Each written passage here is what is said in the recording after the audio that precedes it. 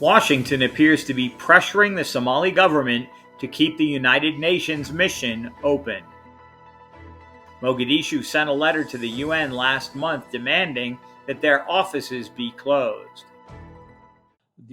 UN Secretary General Antonio Guterres has since assigned former head of mission James Swan back into his old job until the end of the year.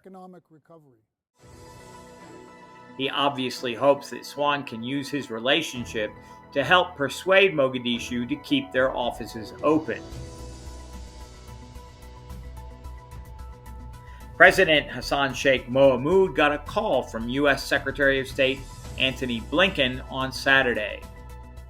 Days ago, the top American diplomat reportedly conveyed Washington's desire to see the UN continue to operate at a high level in the country. Deeply affected by them. Secretary of State Antony J. Blinken spoke to Somali President Hassan Sheikh Mohamud and discussed shared security interests in the Horn of Africa, including the need to reduce regional tensions, focus on counterterrorism objectives, and finalize planning for a successor mission to the African Union Transition Mission in Somalia, ATMIS.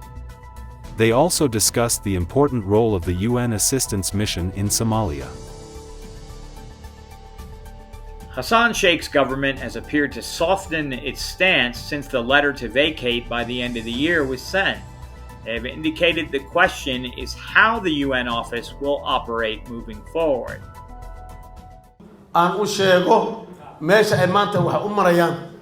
Somalia is taking control of most of the security apparatus in the country as it tries to destroy the Al-Shabaab terror group. The UN arms embargo was finally lifted by the Security Council earlier this year. But the United Nations coordinates a lot of humanitarian operations in the country, which would seem to still be needed. The U.S. contributed almost $1 billion to help with drought relief over the past 2 years. And much of that was coordinated by UNSOM. Swan ran the UNSOM operations from 2019 to 2022. Before that, he held several top posts in Africa for the U.S. government. We must acknowledge the gains made to date toward achieving these priorities.